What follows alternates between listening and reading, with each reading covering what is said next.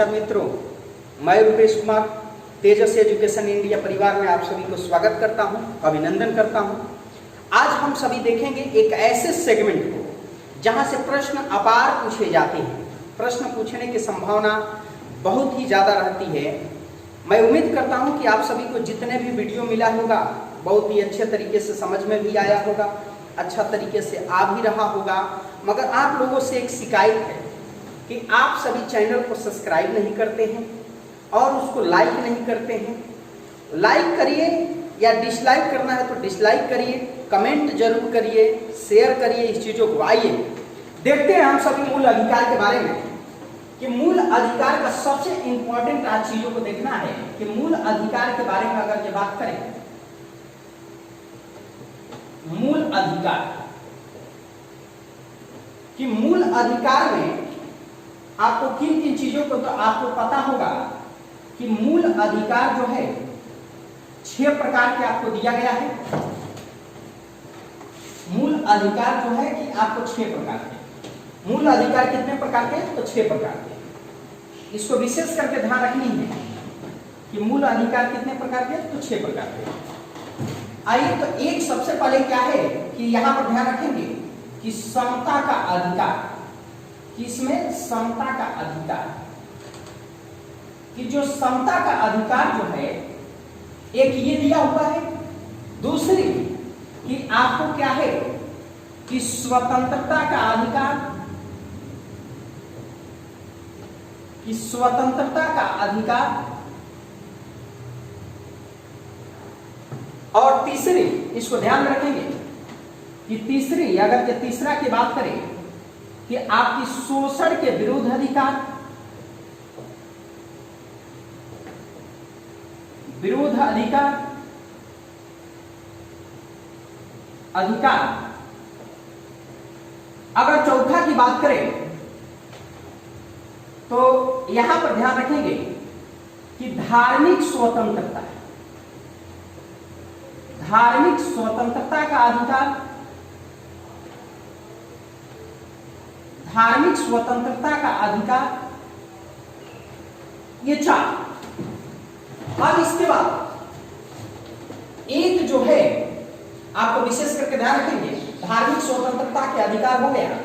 फिर इसके बाद शिक्षा एवं संस्कृति का अधिकार एवं संस्कृति का अधिकार,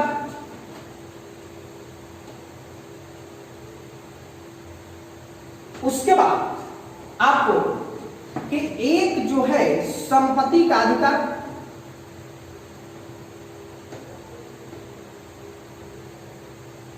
का अधिकार, इसके बाद संपत्ति का अधिकार, इसके बाद संवैधानिक उपचारों का अधिकार,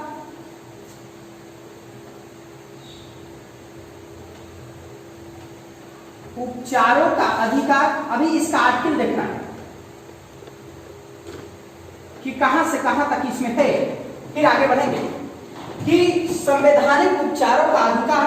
अब यहां पर देख लिया हमने 7 देखा, यहां पर 7।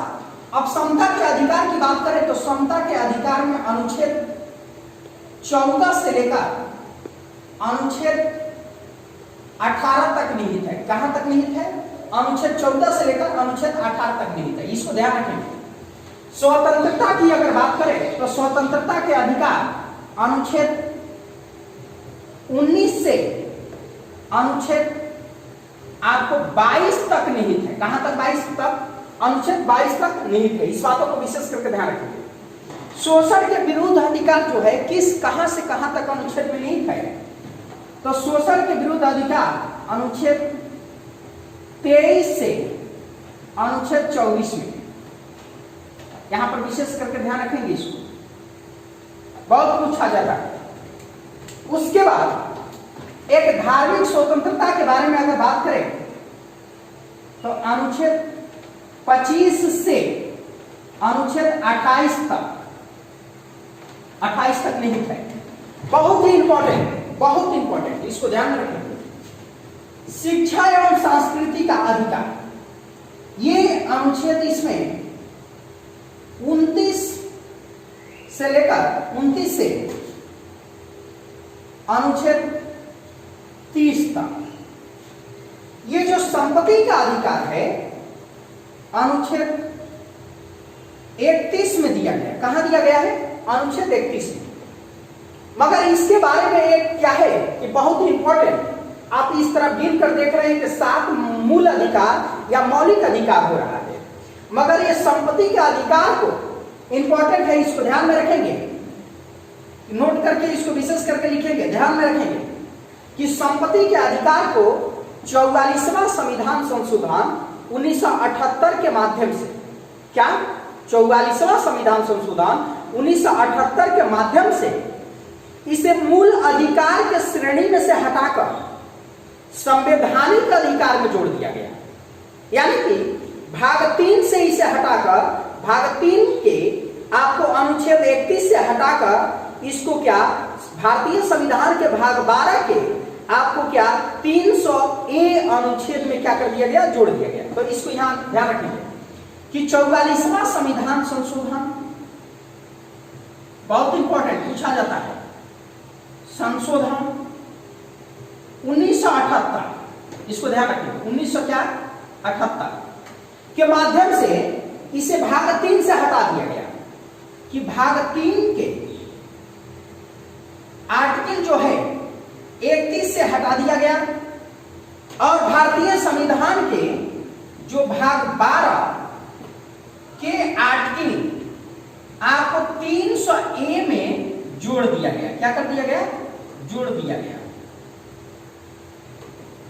आज जब जोड़ा गया तो ये मूल अधिकार के श्रेणी से हटाकर अब कहां रख दिया गया? तो दूसरा फैक्ट इसको ध्यान में रखेंगे कि ये संवैधानिक अधिकार, कौन सा? कॉन्स्टिट्यूशन राइट, संवैधानिक अधिकार के श्रेणी में रखा गया। बहुत ही इंपॉर्टेंट है, अब बहुत ज्यादा पूछता है, तो इसीलिए मैंने इस सभी को लिखने के बावजूद इसको विशेष करके मैंने क्या किया कि यहाँ पर इंडिकेट कर दिया। तो इसको ना समझेंगे कि 7 मौलिक अधिकार सर ने लिखवा दिया, इस बातों को विशेष करके ध्यान रखेंगे, ये बहुत ही इंपॉर्टेंट है। यहां से एक प्रश्न पूछे जाते हैं।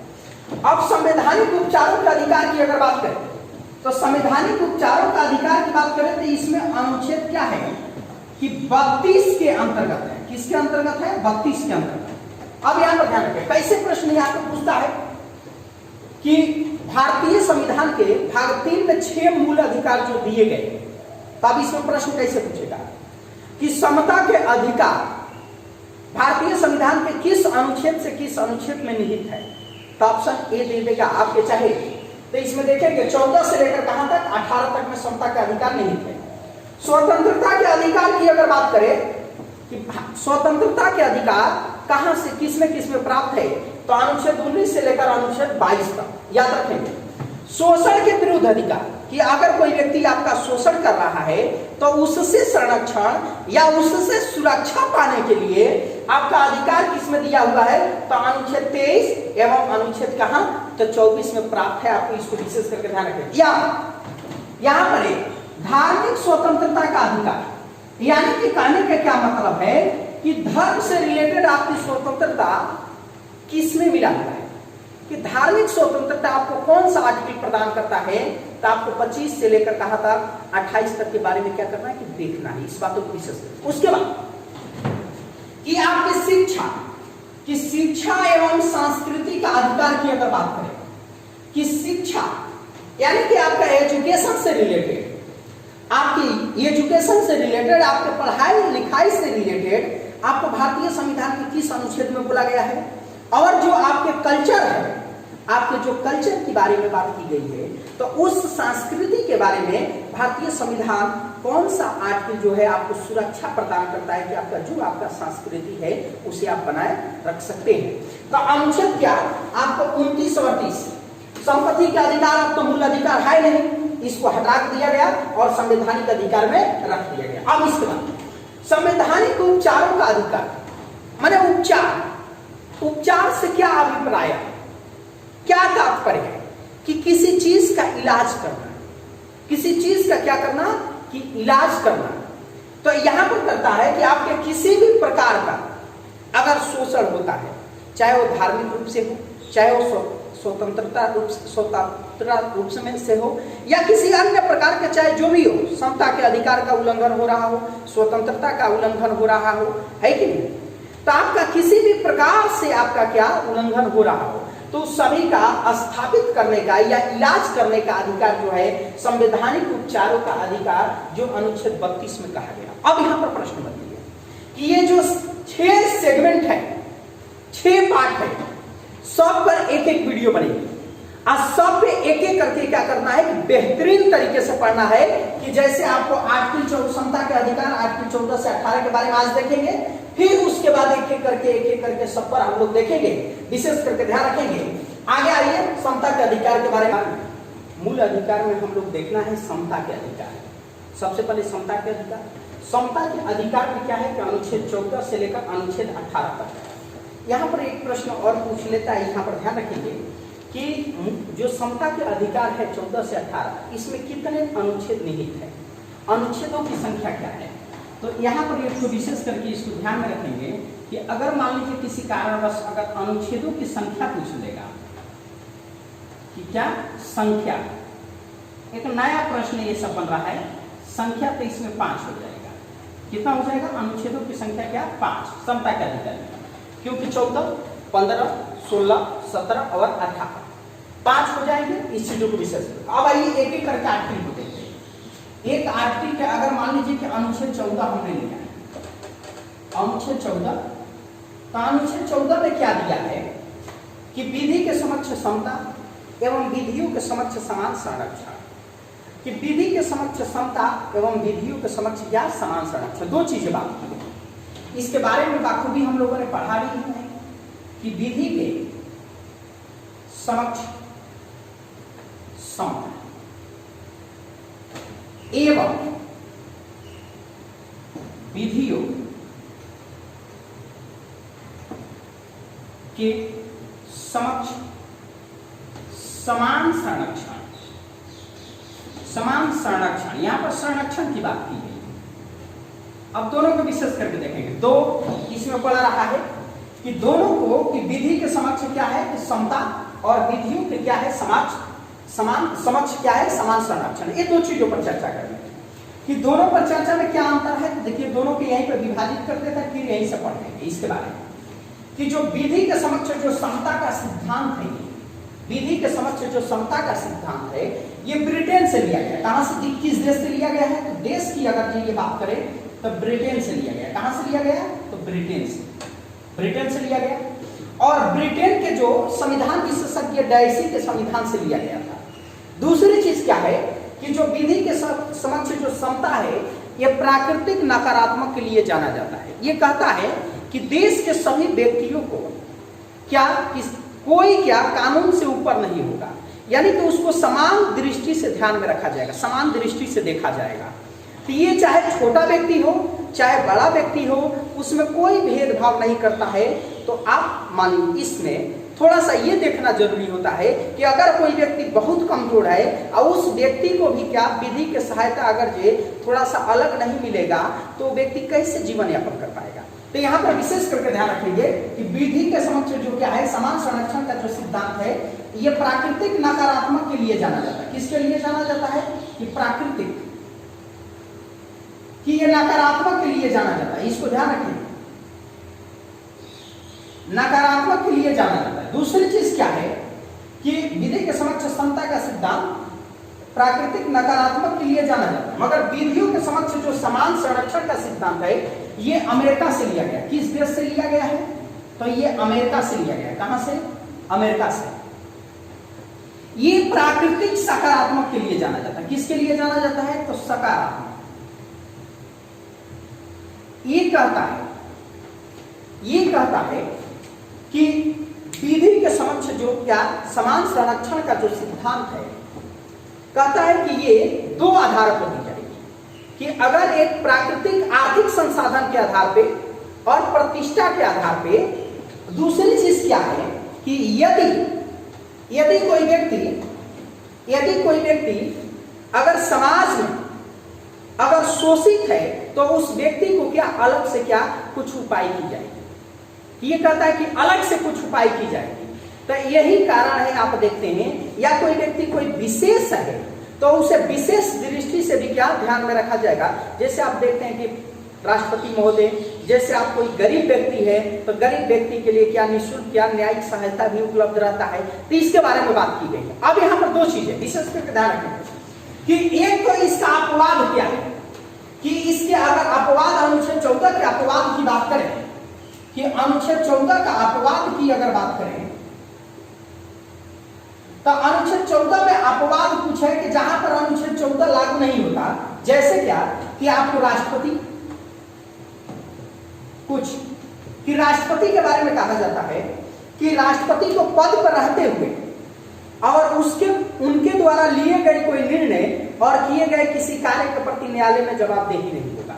यानी कि राष्ट्रपति जिस दौरान अपने पद पर कार्य करेंगे उस दौरान किसी विषय पर अगर निर्णय वो लेते हैं तो बाद में उस विषय में या उस कार्य में किसी भी प्रकार की अनहोनी या किसी प्रकार की घूसखोरी होती है तो उसके प्रति राष्ट्रपति न्यायालय में जवाबदेही नहीं होगी। दूसरी चीज कि राष्ट्रपति को पद पर रहते हुए उसकी गिरफ्तारी नहीं होगी, ऐसा सामान्य व्यक्ति को हो जाती है कि नहीं।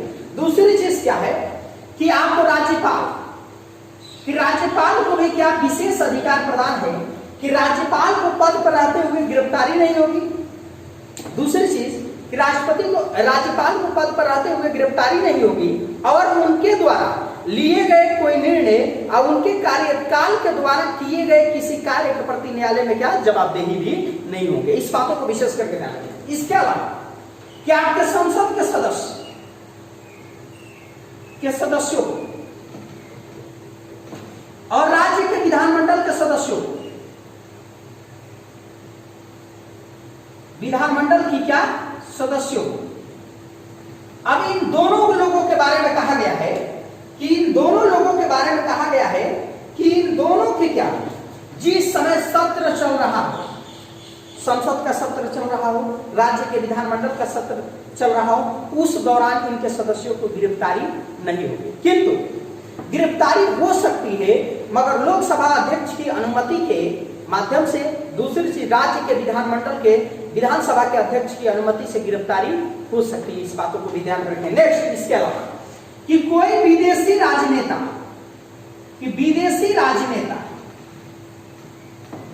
राजनेता को भारत में गिरफ्तारी नहीं होगी।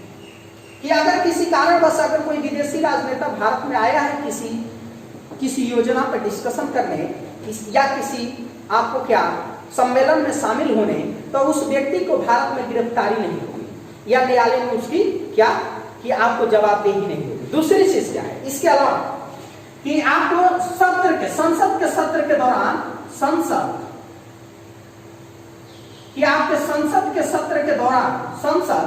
एवं विधानमंडल के सत्र के दौरान इसमें कहा गया कि सत्र के दौरान कोई बाहरी पुलिस या गुप्तचर या सेना या अंगरक्षक सदन में क्या प्रवेश नहीं करेगा। ये अपवाद दी गई है कि ये अपवाद कि राष्ट्रपति पर अनुच्छेद 14 का जो है कुछ प्रावधान लागू नहीं होते, राज्यपाल पे, आपको संसद के सदस्यों पे, विधानमंडल के सदस्यों पे, विदेशी राजनेताओं के और संसद एवं विधानमंडल के सत्र के आपको को भी। और इसके अलावा कुछ अनुच्छेद 14 के संबंध में कुछ मामले थे या सुप्रीम कोर्ट आपके द्वारा या हाई कोर्ट द्वारा दिए गए निर्णय। जैसे एक मामला था क्या कि जावेद बनाम हरियाणा सरकार की मामला था कि उसमें कहा गया कि हरियाणा सरकार ने एक विधेयक पारित की जिसमें कहा गया 2 बच्चों की शर्त कि अगर 2 बच्चों से अधिक बच्चे जिनका होंगे वो पंचायत चुनाव नहीं लड़ेंगे। हरियाणा सरकार ने एक विधेयक पारित की मगर जावेद नामक व्यक्ति ने उसे न्यायालय में चुनौती दिया कि नहीं उनके हो सकते हैं कि 2 से अधिक बच्चे हों। तो चुनौती दिया तो न्यायालय ने हरियाणा सरकार द्वारा बनाए गए कानून को सही माना और उसको इस आधार पर एग्जाम्पल पेश करते हुए उसको सही माना कि यह परिवार नियोजन और भारत की क्या जनसंख्या कंट्रोल में महत्वपूर्ण योगदान देगा। तो उसको क्या ये निर्णय अनुच्छेद 14 का ये उल्लंघन नहीं है। दूसरी चीज कि एक रणधीर सिंह बनाम पंजाब राज्य का मामला था जो अनुच्छेद 14 के संबंध में था। समान कार्य के लिए समान वेतन न मिलना, कि समान कार्य के लिए समान वेतन न मिलना। रणधीर सिंह ऐसे व्यक्ति थे कि वो 12 घंटे खटते थे, अन्य व्यक्ति भी 12 घंटे खटते थे, मगर दोनों की क्या वेतन में क्या आपको अंतर पाई जाती थी, मगर दोनों व्यक्ति के सेम समय में क्या नियुक्ति हुई थी। तो उसको न्यायालय ने कहा कि समान कार्य के लिए समान वेतन न मिलना अनुच्छेद 14 का क्या है कि उल्लंघन है, और यह समता के अधिकार को क्या अनुच्छेद 14 का क्या ये उल्लंघन करता है।